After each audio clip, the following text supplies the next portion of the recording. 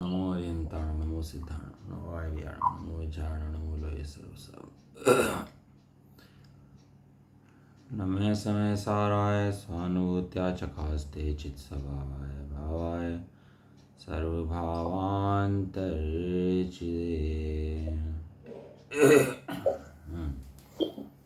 श्री समय साजी ग्रंथ गाथा नंबर चल रही है 24 इसकी जैसे आचार्य की, और वैसे गाथा नंबर चल रही है हमारी 19 जो इसके अंदर अमरचंद देव की है। गाथा पढ़ लेते हैं एक बार। गाथा है बोलिए आपके सामने क्या?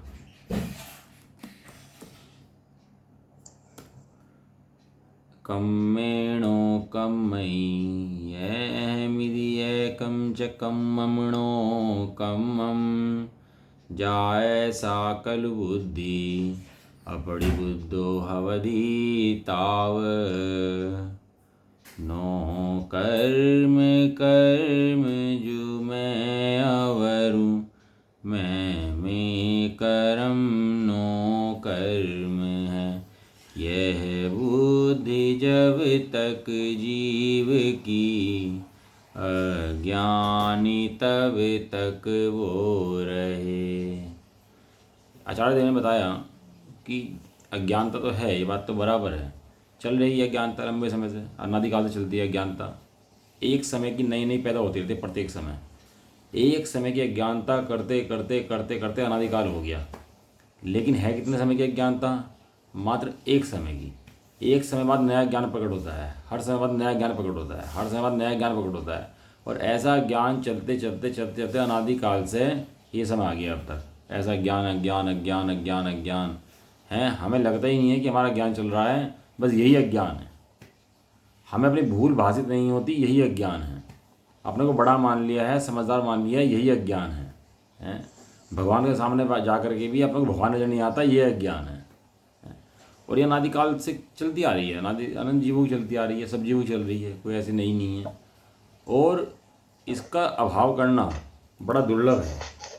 अनंत जीवों में से कोई जीव मुक्त जा पाता है, कोई जीव इसका भाव कर पाता है। अनंत अनंत जीव हैं, इतने सारे जीव लोक के अंदर भरे पड़े हैं, लेकिन कौन भाव कर हाल तो सुनने को नहीं मिलेगी किसी को। इतना पुण्य को नहीं लेकर आएगा जीव सुन पाएगा अनंत जीवों में से। और अनंतों जीवों में से सुनता हुआ भी कोई कोई जीव उसका भाव कर पाएगा, सब इसका भाव नहीं कर पाएंगे। कोई बिरला बिरला पावी तत्व बहु बिरला पाऊ वत्थु, कोई बिरला जीव ही तत्व को पाएगा, कोई बिरला जीव ही तत्व ज्ञान को पाएगा। गाथा लिखी योगिंद देव ने। और बिरला जीव ही मोक्ष को पा पाएगा इस काल के अंदर, वरना इस काल के अंदर अत्यंत दुर्लभ है, अत्यंत दुर्लभ। और देखना मजे की बात डॉक्टर साहब, क्वेश्चन वही हैं अपने कि मैं तो सुन रहा हूँ, मेरा तो समय दर्शन होता नहीं है, मुझे क्यों नहीं होता, कैसे होगा, हैं ये पुद्गल कैसा है, जीव कैसा है, वही क्वेश्चन सेम रिपीट होते रहेंगे। और मोह क्वेश्चन रिपीट कराता रहेगा, आत्मा नहीं देखने देगा, और उनको उसी में लिखाए रखे क्वेश्चनों के अंदर। आप देखना कहीं बैठ के अपने को अपने क्वेश्चनों की महिमा आती है कि क्वेश्चन इल्झा हुआ दिखता हूँ, कि अपने को सुलझा हुआ दिखता हूँ कि मैं शुद्धात्मा हूँ। एकदम जैसे शुद्धात्मा की वेदन की अनुभव याद आएगी तुरंत क्वेश्चन खड़े जाएंगे नए नए दिमाग के अंदर, कैसा हूँ, क्या हूँ, कौन हूँ। जब साक्षात विद्यमान है भगवान, वो दिखता नहीं है, और बस क्वेश्चन में दिमाग चला जाता है एकदम से। ये मोह जीव का अनादिकाल से बैठा है भैया, जाता नहीं है मोह। इसके लिए तो देव का दर्शन और तत्वों का अभ्यास बहुत मुख्य से हो। देखो तत्व विचार की महिमा, भेद विज्ञान के शास्त्र हैं, उनको पढ़े खोल करके। अब फुर्सत नहीं देगा पढ़ने के लिए, और सारे दिन विषय भोगों में मस्त रहेगा, तो कैसे पता लग पाएगा तेरे को कि कैसे हैं? तो भैया बहुत अभ्यास का काम है, निकलने वाले जिसे निकलना हो उसे बहुत अभ्यास चाहिए। गाथा कितनी सुंदर है। नो कर्म कर्म जो मैं अवरु मैं कर्म नो कर्म है। शेयर कर देता हूँ।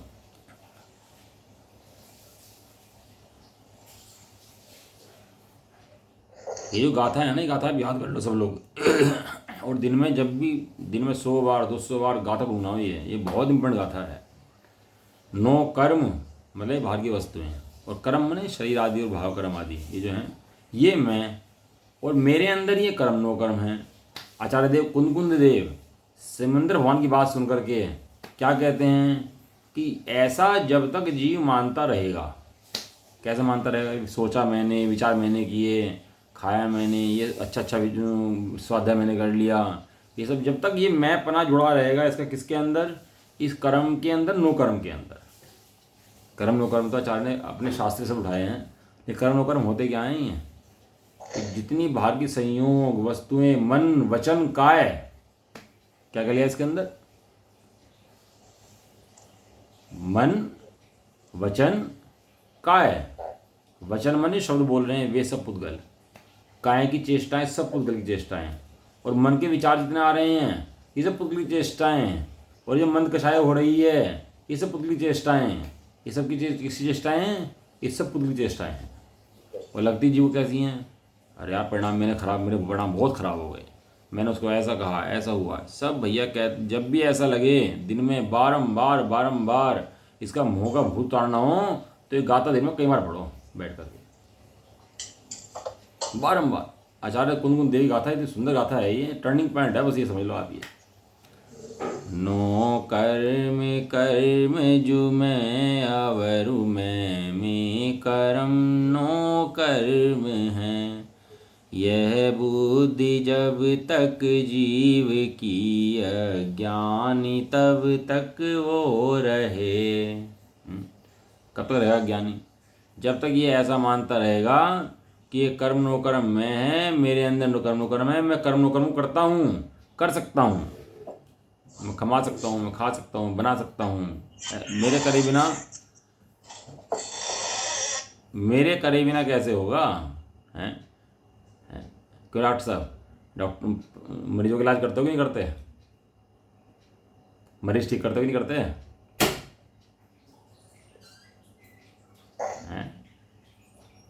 क्यों आशीष जी, फाइलों पे काम करते कि नहीं करते? बिल्कुल करते। आंटी खाना बनाती नहीं बनाते घर में हैं?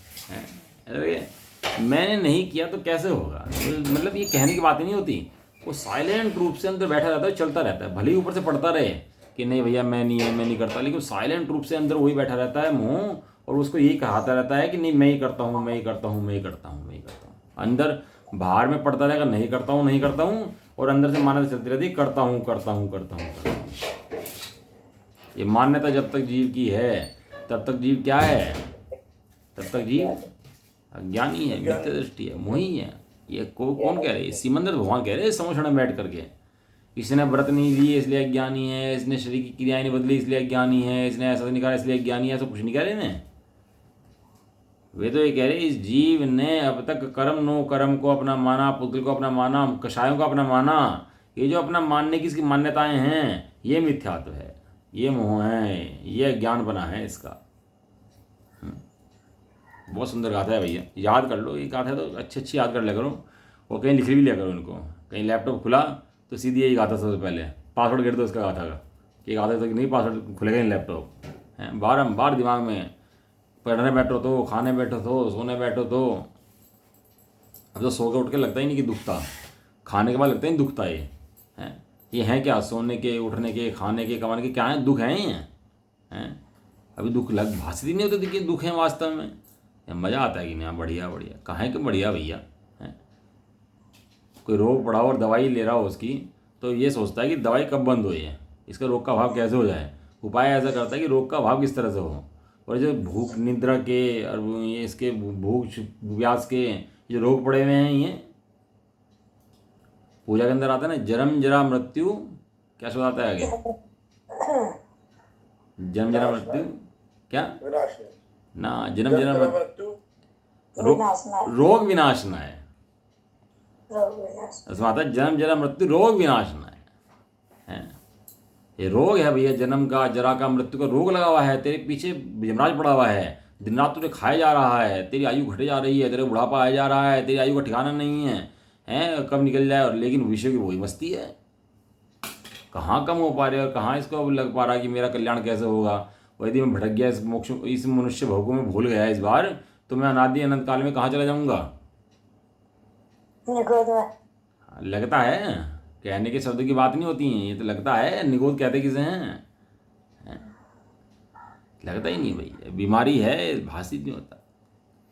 यह राग आग दहे सदा ताते समामृत से ये, चिर भजे विषय कषाय, अब तो त्याग निज पद बेये।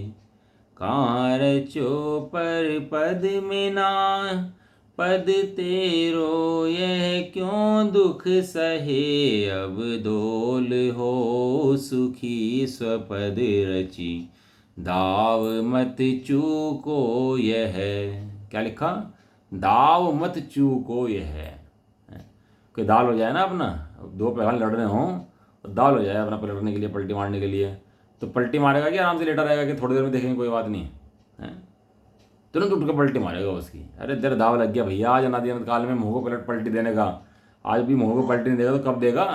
अब भी तेरे सारे संयोग मिल गए आकर के, हैं तेरी मिल गए, अब भी विषयों में लीन है, तो अब भी तेरा भाई संसार लंबा है।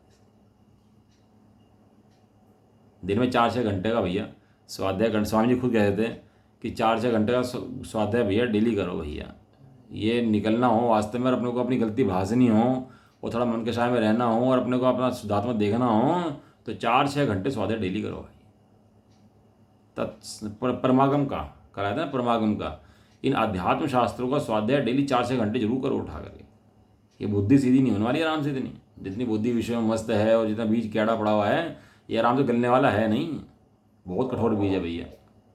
इसलिए इसको शास्त्र रूपी जल के अंदर गिरे रखो, ठंडा पड़ेगा, मुलायम पड़ेगा, तब जाकर अंकुरित होगा, नहीं तो अंकुरित होने वाला है नहीं।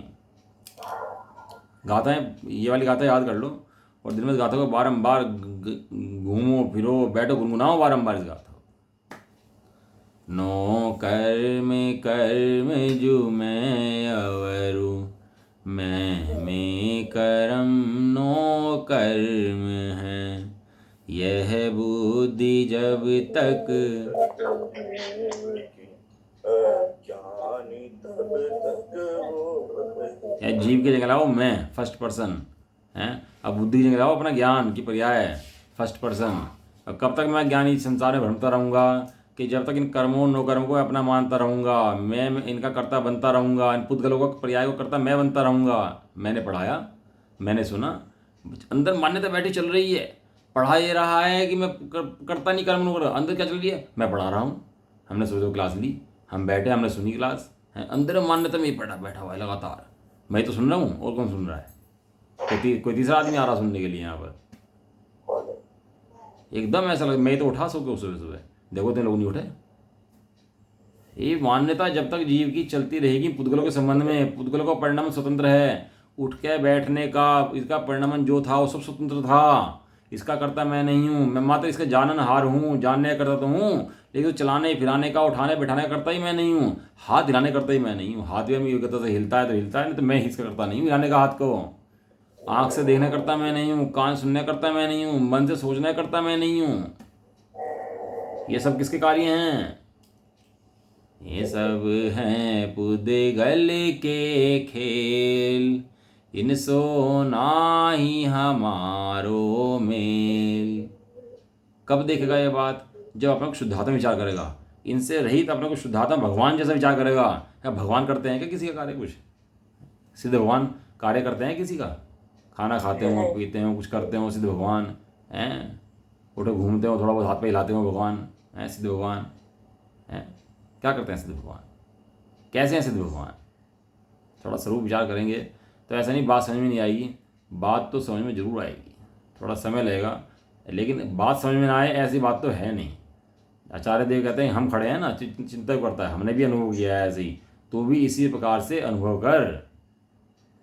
अनंत चतुष्ट रूप भगवान का जैसा स्वरूप है, वैसे तो अपना स्वरूप विचार कर। भगवान कैसे हैं? अनंत चतुष्टय वाले, और मैं कौन सा हूँ? स्वयं चतुष्टय वाला। ज्ञान, दर्शन, चारित्र, सुख, वीर्य किसके हैं? कहाँ से निकलते हैं? कहाँ बैठे हैं? ज्ञान, दर्शन, चारित्र, सुख, वीर्य कहाँ बैठे हैं? ये पर्याय एक समय की है, लेकिन पर्याय एक समय की होने पर भी ये बताइए यहाँ अखंड द्रव्य है। वो पर्याय कहते हैं अखंड द्रव्य यहाँ पर ना होता तो मैं भी ना होती। ये आश्रव, संवर, बंध, ये सब क्या बता रहे हैं? कि यहाँ पर जीव है, यदि यहाँ पर जीव ना होता तो आश्रव, संवर, बंध, मोक्ष भी ना होते। समझ में आता है नहीं आता? इसलिए भैया दिन रात ये गाथा गाओ, ये बहुत सुंदर गाथा है। बात स्वाध्याय तो हो जाता है, लेकिन वास्तव में अपने से जोड़ कर स्वाध्याय का, कि ये मेरी बात चल रही है, मैं कब तक अज्ञानी रहूँगा, कब तक संसार में भ्रमता रहूँगा, कि जब तक इन कर्म नो कर्म को मैं अपना मानता रहूँगा, और ये कर्म नो कर्म मेरे में से उत्पन्न होते हैं ऐसा मानता रहूँगा, जबकि मेरे अंदर ज्ञान दर्शन चारित्र हैं और मानता हूँ कर्म नो कर्म, ये जब तक अज्ञानी बना रहेगा। और थोड़ा सा अभ्यास करेगा तो वास्तव में रिजल्ट निकलने शुरू हो जाएंगे इसके भी, ऐसा नहीं रिजल्ट नहीं निकलेंगे, थोड़ा सा अभ्यास की दिक्कत है। थोड़ा अभ्यास करेगा, पढ़ाई करेगा। दो द्रव्य भाई साहब अगर एक हो जाए ना, एक और कर्ता बन जाए, तो वस्तु व्यवस्था चौपट हो जाएगी। और दो द्रव्य एक कर्ता होते हुए दिखाई ना दें तो संसार व्यवस्था चौपट हो जाएगी पूरी की पूरी। संसार कैसे चलता है कि दो द्रव्य एक होकर काम करते दिखाई देते हैं, ये तो संसार चलता है। और मोक्ष कैसे चलता है कि दो द्रव्य भिन्न परिणाम तो दिखाई देते हैं, ये विश्व चलता है, इससे मोक्ष चलता है। पढ़ना भी गाथा बार बार, ये लिख लेना, ये बहुत सुंदर गाथा है। अभी जब अपना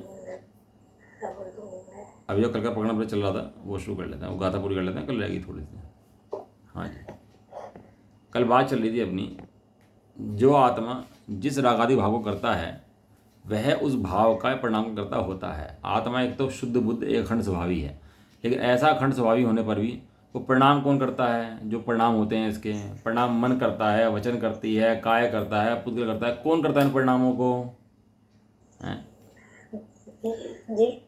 जीव करता है। लेकिन जीव के करने पर वो मन आदि इंद्रिय आदि निमित्त होते हैं उसके अंदर, जिनके द्वारा करता है। रोशनी सूरज से आती है, अब खिड़की खोल दी तो प्रकाश अंदर आ गया, खिड़की बंद कर ली प्रकाश आना बंद हो गया। तो ये मन वचन का है तो खिड़कियाँ हैं, ये प्रकाश किसका है? वो प्रकाश सूरज का है। हाँ, वो ज्ञान दर्शन किसके हैं? वे जीव के हैं। वो ज्ञान दर्शन में रागादि भाव नहीं है, लेकिन जब उनकी पर्याय में परिणमन होता है तो राग द्वेष उत्पन्न वहीं पर होते हैं, उसी पर्यायों के अंदर। इसलिए कहा विभाव अर्थ पर्याय जीव और पुद्गल की होती हैं, और जीव पुद्गल की विभाव अर्थ पर्याय होने पर वो विभाव रूप परिणमन करते हैं। कौन? जीव और पुद्गल। केवल 6 द्रव्यों में से 2 द्रव्य विकार रूप विभाव रूप परिणमन करते हैं। कौन कौन से द्रव्य करते हैं? जीव और हाँ, धर्म अधर्म आकाश का विभाव रूप परिणमन नहीं करते हैं, इसलिए समझाने की जरूरत भी नहीं पड़ती उनके बारे में, कुछ कहते ही नहीं। ठीक है भाई, वो है ज़्यादा वर्णन जो है जीव का और पुद्गल का चलेगा, क्योंकि इन जीव और पुद्गल की बंधरूप अवस्था का नाम ही संसार है, अन्य संसार कहीं से आता नहीं है। जो आत्मा जिस रागादि भाव करता है वह उस परिणाम का करता होता है। नए नए मत खड़े जाते हैं सब एक एक बात को पकड़ करके। लेकिन भैया ये रागादि परिणाम कौन करता है? ये पुद्गल करता है कि जीव करता है? पर के निमित्त से बोलता है ना जीव। हाँ, पर के निमित्त से, लेकिन जीव स्वयं करता है और अपने स्वभाव को भूल के करता है। 3 चीज़ें खड़ी होगी ना, देखो, एक तो अपना स्वभाव, एक राग और एक परद्रव्य है। वो जीव जब अपनी तरफ झुकता है तो राग नहीं होता, स्वभाव होता है, और जीव जब पर की तरफ झुकता है, पुद्गल की तरफ झुकता है तो राग होता है। लेकिन झुकता और करता कौन है? वो जीव करता है। और जब पर की तरफ झुकता करता है तो उसको कहते हैं राग, और जब अपनी तरफ झुकता उसको कहते हैं शुभ अशुभ अशुद्ध, और जब अपनी तरफ झुकता है तो कहते हैं शुद्ध। समझ में आया? हाँ, अशुद्ध निश्चय से अशुद्ध भावों का करता कौन है? वो जीव द्रव्य ही अशुद्ध भावों का करता है। ये अशुद्ध भाव कौन करता है? कोई और करता है क्या? लेकिन जीव करता है, लेकिन उसका स्वभाव अशुद्ध नहीं होता, स्वभाव उसका अशुद्ध नहीं होता। दर्पण के ऊपर धूल चिपक जाए, बहुत भयंकर धूल चिपक गई दर्पण के ऊपर, बिल्कुल दिखाई नहीं दे रहा कुछ भी। बताओ दर्पण के अंदर कुछ दिख रहा है कि नहीं दिख रहा? हाँ दर्पण के अंदर अब भी दिख रहा है, दर्पण के अंदर धूल दिख रही है अब भी। इस तरह ज्ञानावरणी मुकरम सब चिपक गए जीव को, बिल्कुल कुछ नहीं बाहर का झलक रहा, कुछ नहीं दिखाई दे रहा। वह दर्पण उसके स्वभाव के अंदर वो सब दिख रहा कि नहीं दिख रहा? अरे कर्म झलक रहे हैं, ये वे बता रहे हैं कि इस कर्म की झलकन जहां पर है वहां जीव है। यदि झलकन ना होती तो कर्म भी ना झलकते। और दीवार पर धूल चिपक जाए और शीशे पर धूल चिपक जाए, दोनों में फर्क है कि नहीं है? दर्पण के अंदर वो चिपकी हुई धूल भी दिखाई दे रही है, लेकिन ध्यान से देखोगे तो। इसी तरह से यहाँ पर कर्म आदि चिपक गए, जीव को ढक लिया पूरा भैया, पूरा नाश कर दिया, ये सब कर दिया, वैसा कर दिया। लेकिन ऐसा होने पर भी जीव के स्वभाव के अंदर उसने रंच मात्र प्रवेश नहीं करा। एक मिनट आया।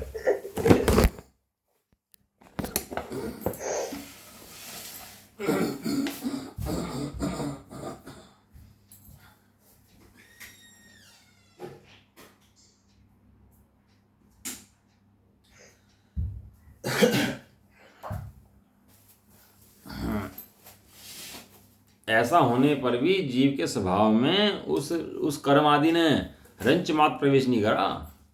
बताओ, अब धूल के निमित्त से दर्पण के अंदर बाहर के पदार्थ दिखते नहीं हैं, बाहर के पदार्थ झलकते नहीं है कुछ भी, तो उससे उस दर्पण उस धूल पर आरोप देकर कहा जाता है कि दर्पण ने शीशे का स्वभाव रोक दिया, शीशे की झलकन रोक दी, तो धूल पर आरोप दिया जाता है। लेकिन वास्तव में धूल ने कुछ भी नहीं किया, वहाँ पर दर्पण के स्वभाव के अंदर प्रवेश भी नहीं करा उसने वहाँ पर।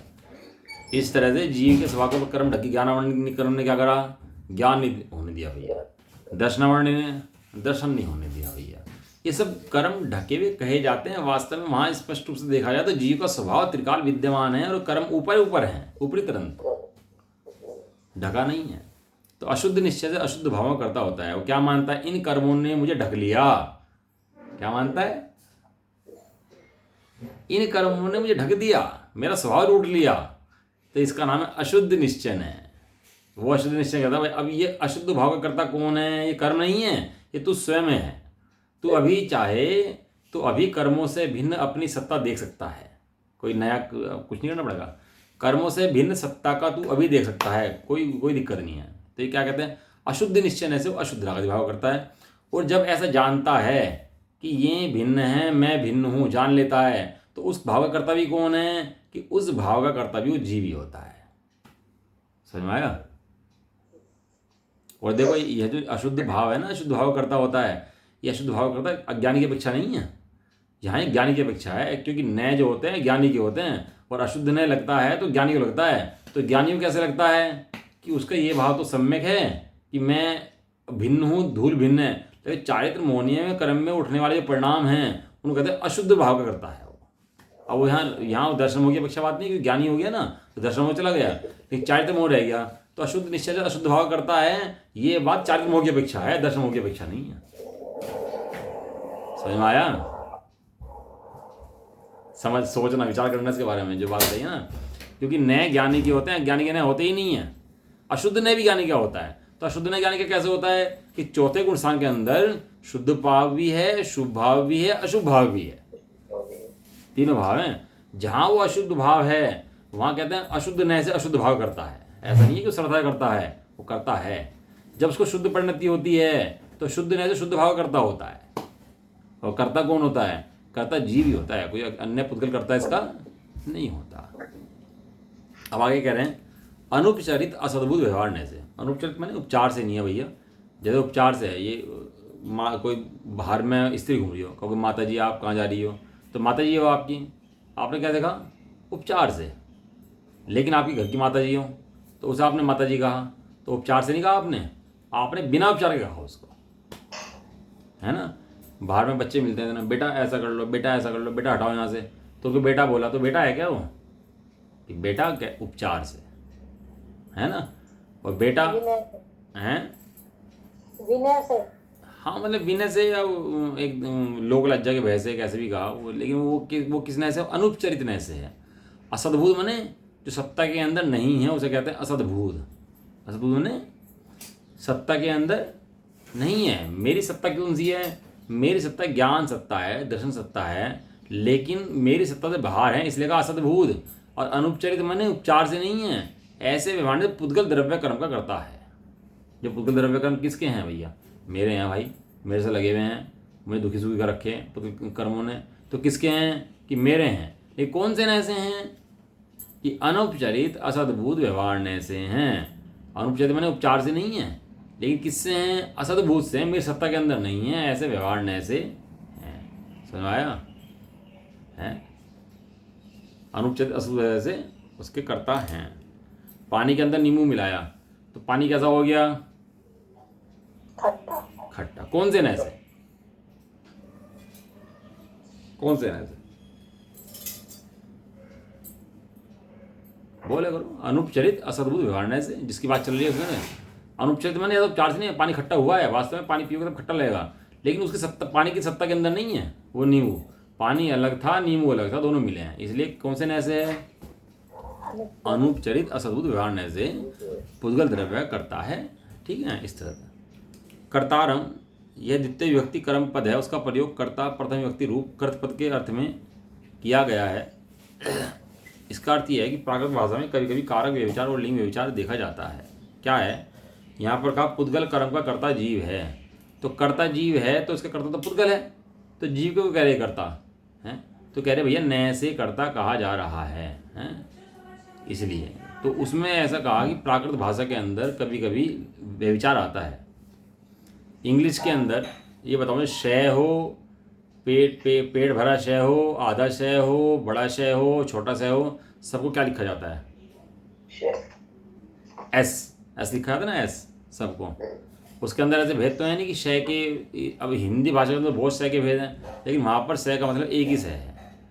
प्राकृत भाषा भी बहुत ईजी लैंग्वेज है, प्राकृत भाषा के अंदर भी बहुत सारे इस तरह के भेद नहीं है। संस्कृत के अंदर तो हैं, हिंदी के अंदर तो हैं, लेकिन प्राकृत भाषा के अंदर ऐसे भेद नहीं है। जितने शय हैं सबको शय कहा जाएगा, है। और ये जो है ना त्रय और जितने भी शब्द लगते हैं वो प्राकृत भाषा में लगते हैं। प्राकृत भाषा माने बोल चाल की ईजी लैंग्वेज की भाषा। मुझे तो आशीष जी ऐसा लगता है ये इंग्लिश जो बनी है ना वो प्राकृत भाषा से इंस्पायर होकर बनी है। इतने कम अल्फ़ाबेट हैं इसके अंदर प्राकृत भाषा के अंदर अपने कि बहुत ईजी लैंग्वेज चलती है, इंग्लिश चलती है, ज़्यादा टेढ़ा मेढ़ा है ही नहीं हो, बिल्कुल।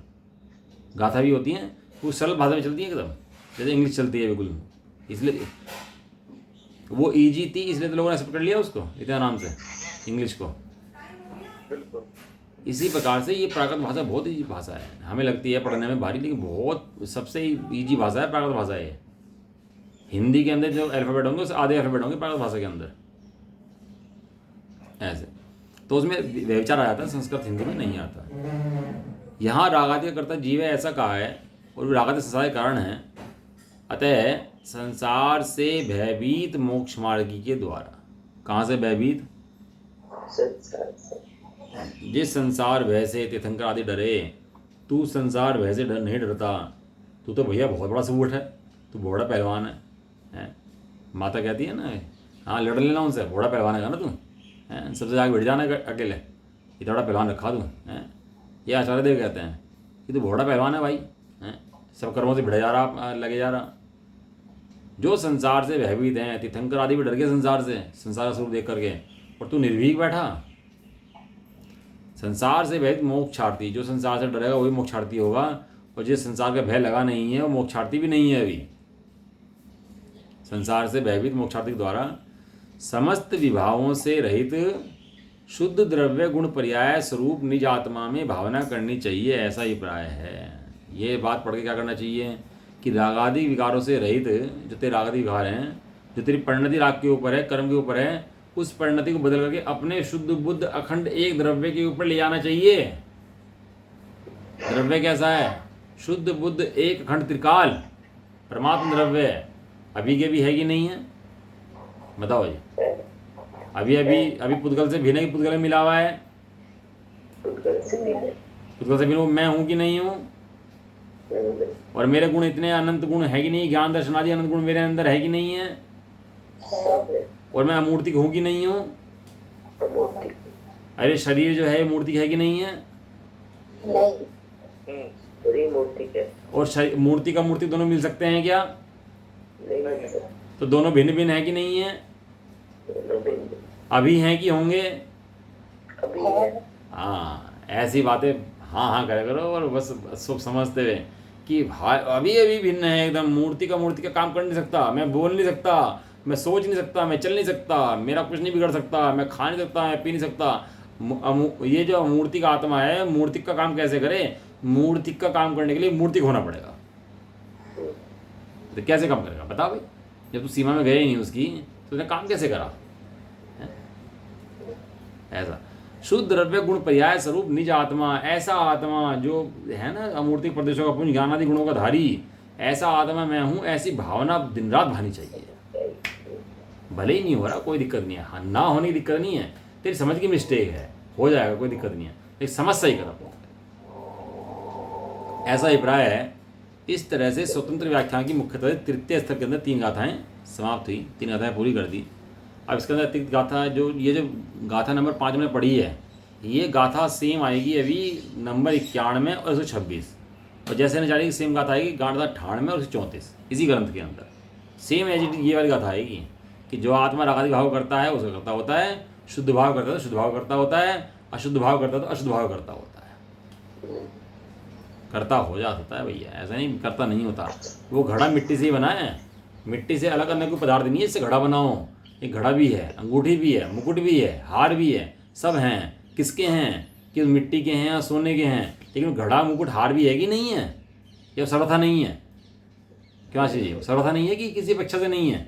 किसी अपेक्षा से नहीं है। हाँ, ये कथनचर्य अनेकांत, ये साधवाद, ये वस्तु की सिद्धि करता है। यदि इसमें सर्वथा लगा दो, सर्वथा नहीं है, तो अब ये काम खड़ा हो जाएगा। व्यवहार नए की अपेक्षा भी सत्यार्थ हो तो भाई साहब पूरे तीर्थ का नाश हो जाएगा। व्यवहार की अपेक्षा पूर्ण सत्य है। ये तेरा राग है तो तेरा है, और ये शुद्ध भाव करा है तो तूने करा है, लेकिन तेरे द्रव्य स्वभाव में से नहीं आया। तो द्रव्य स्वभाव तो अखंड एक कूटस्थ है, परिणमनशील है ना, परिणमनशील।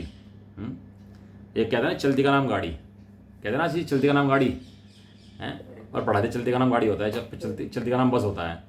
अभी तो बस पकड़नी थी कहीं जाने के लिए, अब पढ़ा क्या रखा था? चलती का नाम गाड़ी, चलती का नाम बस, और वहाँ देख रहा खड़ी बस में तो बैठा नहीं, और चलती बस में चढ़ने लगा, तो क्या होगा? हाथ पैर टूट गया, हॉस्पिटल पहुँच गया है।